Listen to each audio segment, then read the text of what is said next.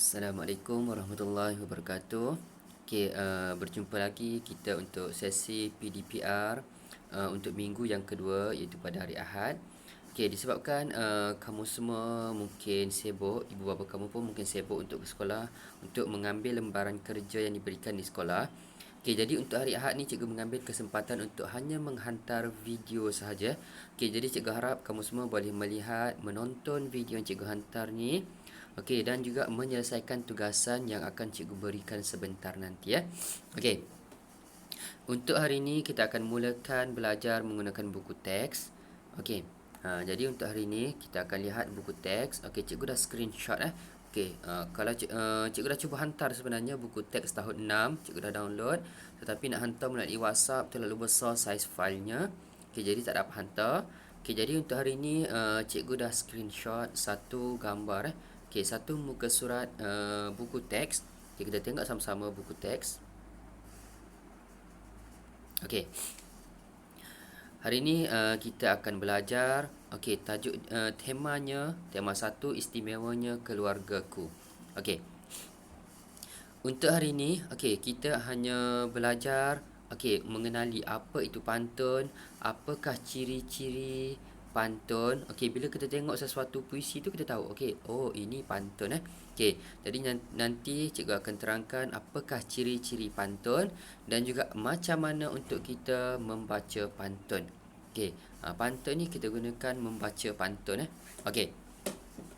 Semua boleh tengok gambar di bawah.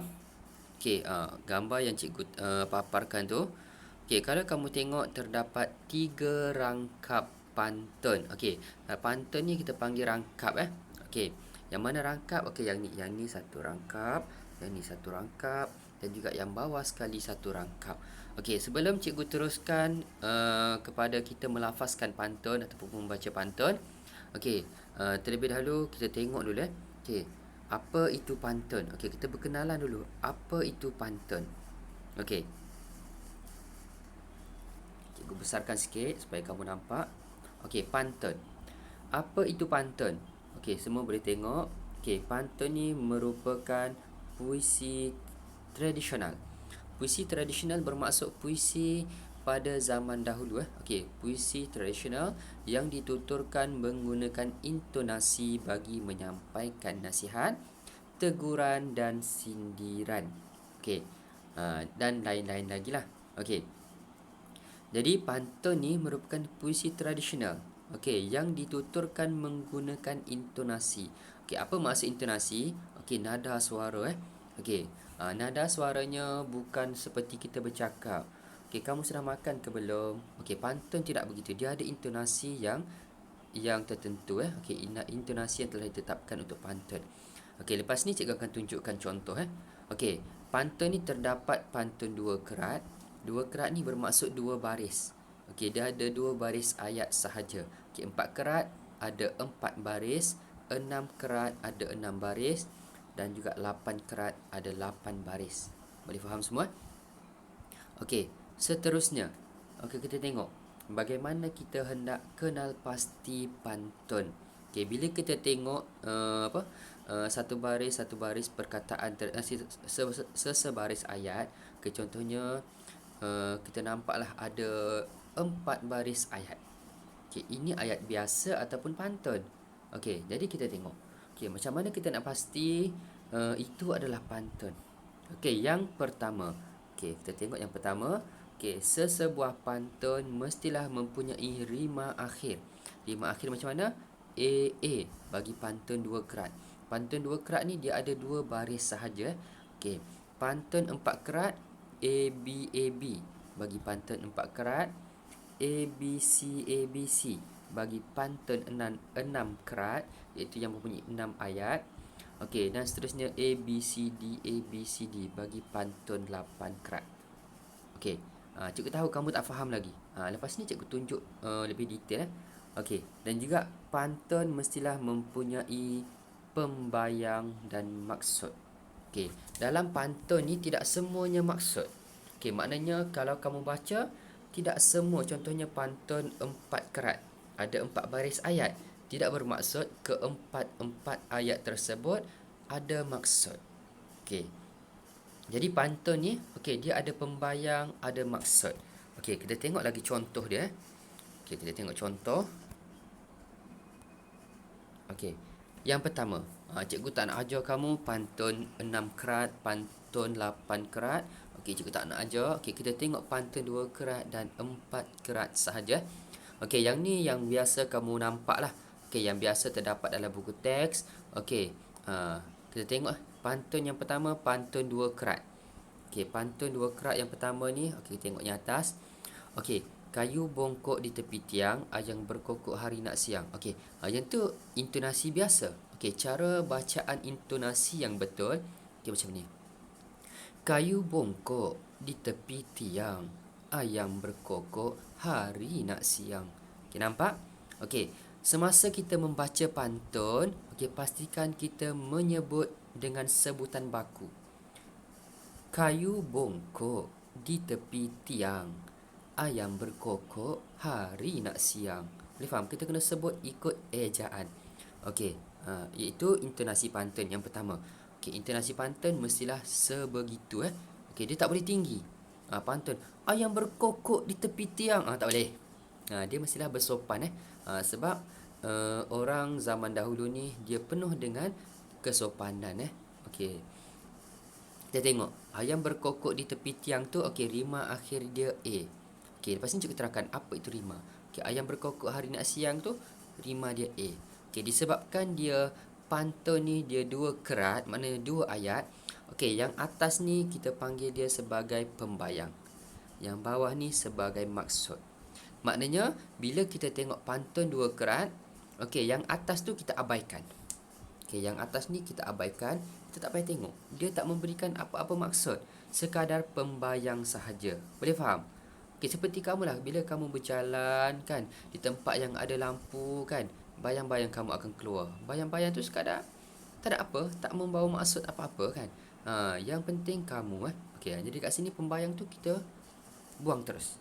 Okey, untuk baca kita perlu baca, tapi untuk memahami pantun kita perlu buang. Kita tengok maksud dia sahaja. Okey, maksud dia yang mana? Okey, maksud dia yang ni. Ayam berkokok hari nak siang.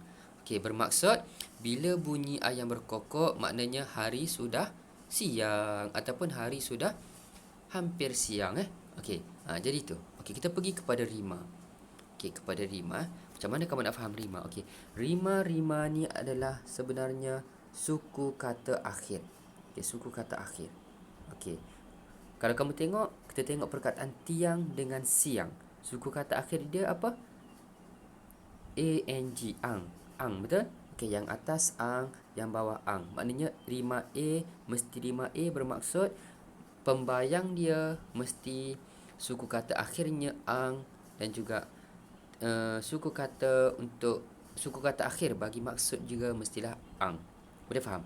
Okey, jadi yang ni mesti sama dengan yang ni. Kalau tak sama, contohnya kayu bongkok di tepi tiang, ayam berkokok dikejar musang. Musang tu ada lagi ang kan.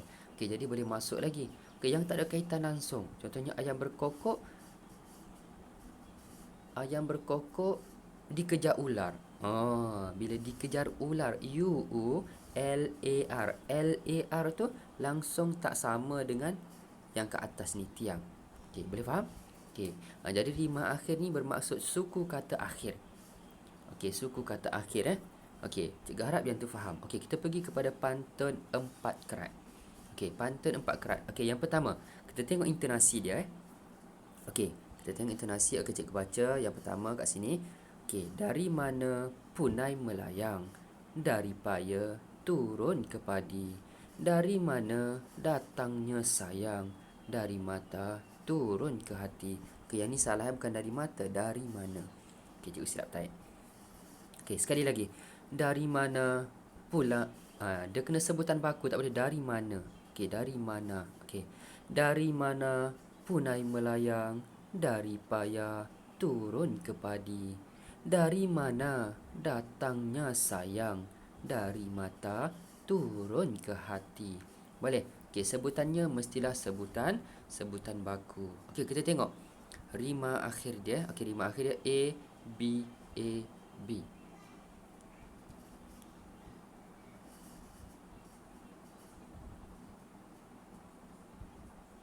Okey, apa maksud A, B, A, B? Okey, yang ni tengok, yang A ni mesti sama dengan A. A ni apa? A yang pertama ni adalah pembayang. Maksudnya dekat sini. Boleh faham? Okey, jadi ayat nombor 1 dengan ayat nombor 3 ni dia mesti ada kaitan. Okey, ayat nombor 1 adalah pembayang, ayat nombor 3 adalah maksud bagi ayat nombor 1. Okey, dari mana punai melayang? Dari mana datangnya sayang? Nampak? Apa rima akhir dia? Yang. Okey, kat situ sama, betul? Okey, jadi A nombor 1 dengan nombor 3 dia mesti sama. Okey, seterusnya. Dari paya turun ke padi, dari mata turun ke hati. Okey, rima dia B dan juga B. Dia mesti sama. D, T. Okey, sebenarnya pantun yang baik adalah suku kata akhir dia sama. Tapi kalau huruf sama pun boleh lagi dikira sebagai pantun. Okey, boleh?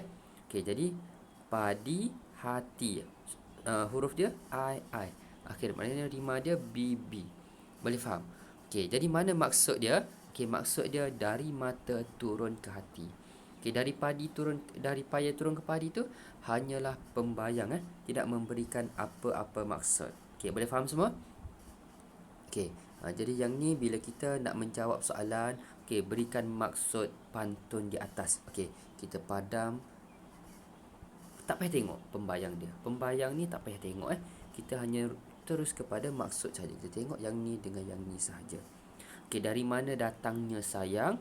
Dari mata turun ke hati. Okey, maknanya dia tanya. Okey, dia tanya kita, sayang-sayang ni datangnya dari mana? Okey, jadi perasaan sayang ni boleh hadir melalui penglihatan kita. Boleh faham? Okey, contohnya, okey, kita sayang dekat seseorang. Mungkin disebabkan paras rupa dia kan. Okey, tengok tiba-tiba contohlah. Okey, seorang lelaki ni dia tengok perempuan. Okey, tiba-tiba dia wujudlah perasaan sayang. Okey, kamu tak payah lagi. Kamu tak sampai lagi tahap tu jadi tak payahlah nak couple kau semua tak payah Jadi kita fokus kepada belajar ya. Okey, jadi contoh ni cikgu bagi contoh sahaja. Okey, dari mana datangnya sayang? Dari mata turun ke hati. Maknanya perasaan sayang tu boleh hadir melalui penglihatan. Okey, boleh faham yang tu? Okey, seterusnya. Okey, kita pergi kepada apa tugasan kita pada hari ini. Okey, kita tengok balik pantun ni. Okey, pada buku teks kamu, okey, ada 1, 2, 3, 4. Okey, ada 4 rangkap pantun. Okey, yang ni kita panggil rangkap Okey, kita panggil rangkap. Ni 1 rangkap, 2 rangkap, 3 rangkap. Okey, jadi tugasan kamu pada hari ini senang sahaja. Okey, kamu hanya perlu merakam suara. Tak perlu video lah. Okey, saiznya besar nanti penuh memori telefon cikgu Okey, jadi kamu hanya rakam audio sahaja. Kamu lafazkan pantun 3 rangkap pantun ni dan juga kamu hantar kepada cikgu secara personal. Boleh? Jadi tugasan ni kamu perlu hantar sebelum pukul 12 tengah hari. Boleh? Okey. Mula-mula kamu bagilah, okey, perkenalkan nama kamu siapa. Okey, teruskan membaca pantun. Okey, boleh faham semua? Okey, cikgu rasa itu sahaja untuk hari ini. Okey, cikgu harap kamu semua boleh menyelesaikan tugasan cikgu berikan ni. Okey, mengikut garis waktu yang telah pun cikgu tetapkan Okey, jadi itu sahaja untuk hari ini. Okey, sekian, terima kasih.